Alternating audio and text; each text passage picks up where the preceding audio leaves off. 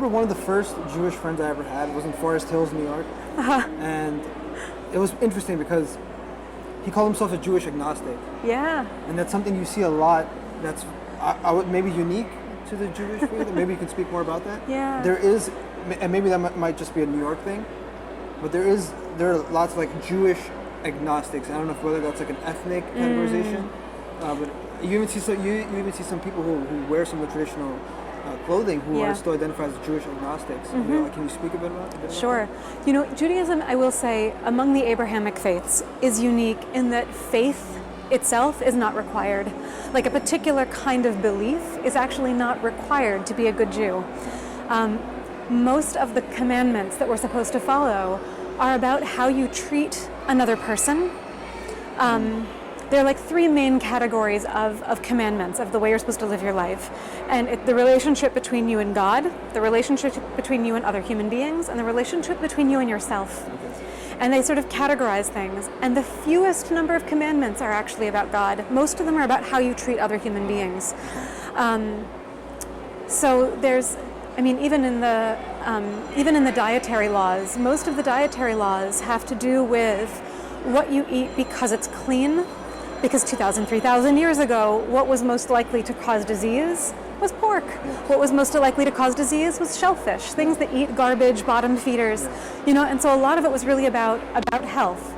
Most people don't think of it in that way anymore, but it wasn't about like, oh, God doesn't like lobsters because God created lobsters. How can God not love part of God's creation, right? That doesn't make any sense.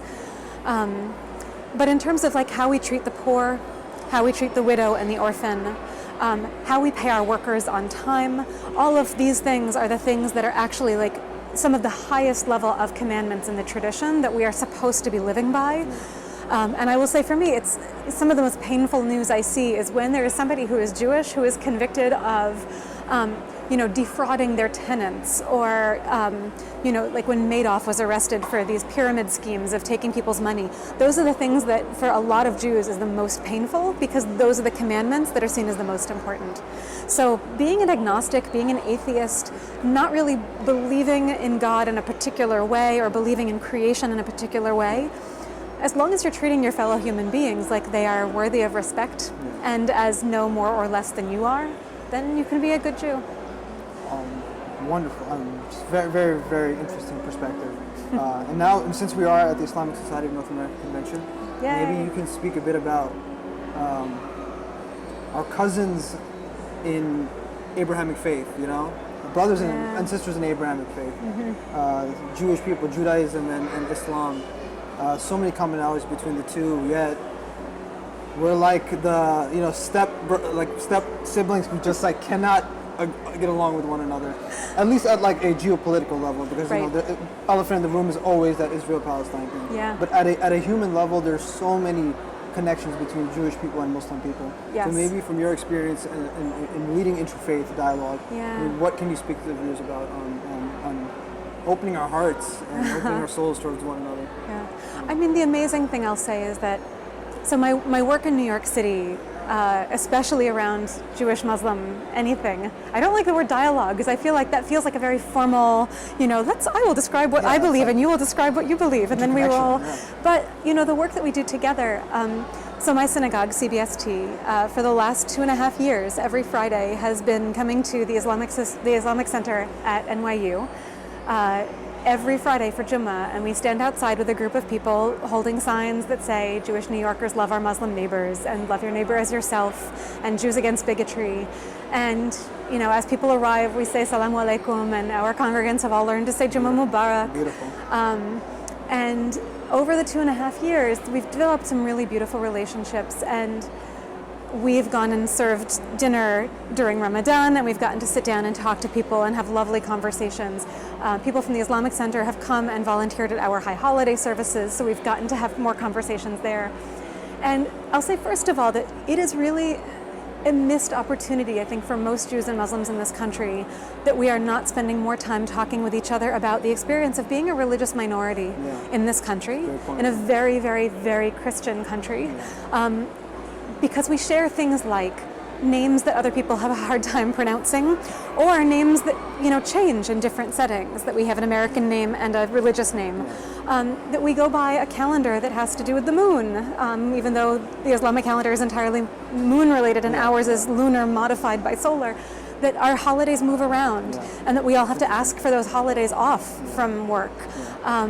That so many of us had the experience as children in schools of being the first Muslim or the first Jew that people met, and already at like 7 or 8 years old having to explain our religion to other people, like as if we're somehow, people who go to college or go to graduate school to teach about religion, and that here we are at 6 or 7 years old being thrown into that, like we're all experts. So there's some dietary needs, or the fact that we're sometimes violating our dietary restrictions and then feeling guilty about it together. I won't tell. Won't say a word about those cheeseburgers. You're in Texas. If you want to try the barbecue, you go. Oh my God. Plus, frankly, most American Jews aren't so removed from the immigrant experience. Yeah, right. Just like a lot of American Muslims are not so far removed from the immigrant experience. And so, having parents or grandparents who want us to be doctors and lawyers. It's a real thing that connects us also, and the pressure to succeed and to be a model for others or to somehow represent our community in a way that most Christians in America never crosses their mind for a moment that anything they do is going to be taken as representative of Christianity. And so that is something that we share in a way that I think is really profound. And from being at the Islamic Center every week and from having those conversations with people, it's there's such a strong basis for understanding, and now this is going to sound a little weird, but understanding how much the Christian world has tried to drive a wedge between us and continues to drive a wedge between us. And even in terms of the way that, the history of colonialism has damaged our ability to have a relationship with each other. Because if you look at the way news is reported today in America, people want to blame only Jews for what's happening in Israel and Palestine, and to blame only Muslims for what's happening in Saudi Arabia, in Yemen, and other places.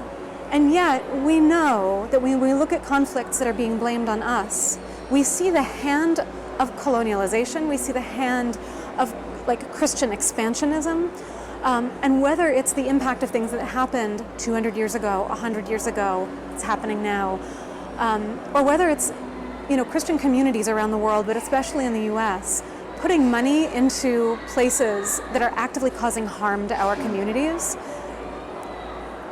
we don't see that as much because we're constantly getting these messages that we need to be afraid of each other, that we need to be blaming each other, and that we don't wind up looking at, for example, the biggest donors to Israel, the biggest donors to the IDF, the biggest donors to projects that are trying to take over the West Bank for Israel are all evangelical Christians in America, right? The number of Jews contributing to those projects is actually quite small. The Jews contributing to projects that are putting in their money in that way, for example, the Jewish National Fund, the JNF, their marketing forever has been plant a tree in the desert. I grew up thinking, great, plant a tree on the desert, right? There's people who are trying to have farms and feed themselves. Isn't that a wonderful narrative? Big farms and stuff. Exactly. And then I grew up, and then I went and I was living in Jerusalem, and then I learned, going out with amazing rabbis who care deeply about human rights in Israel, that some of those projects were actually taking over land, not only in the West Bank from Palestinians, but also within Israel itself, from Palestinian Israelis, from Bedouin, really doing projects of cleansing, really ethnic cleansing of towns to take over land and push people out. And so there's actually a lot of Jewish organizations that are fighting back against that. This has been such a dynamic conversation. Thank you for inviting me. Thank you so much. I haven't had the opportunity. I've spoken to, if you go through the history of the YouTube channel, I've spoken to Zen masters and masters, but I haven't had the opportunity to talk to a rabbi yet. So this is going to be, this is everything that I was hoping for. Thank you so much for speaking with our viewers. And if anyone's interested in visiting a synagogue for the first time, we are always so welcoming for visitors from anywhere in the world, from any religion. And so our services are at 6:30 p.m. on Friday nights, and they're also live streamed. If you'd like to watch them on Facebook, you can. Put the link. But everybody's always welcome to join us at Jummah, at Shabbat, anywhere holy. Beautiful, beautiful. We hope your hearts have expanded through this conversation. Oh, mine has. Thank you so much, Rabbi Marisa James, for being with us here today. Thank you, I cousin. want to extend with you shalom, peace be upon you. Oh, wa alaikum assalam. Thank you so much. I hope you guys join us on the next episode, and peace be upon all of you as well. Ma salame.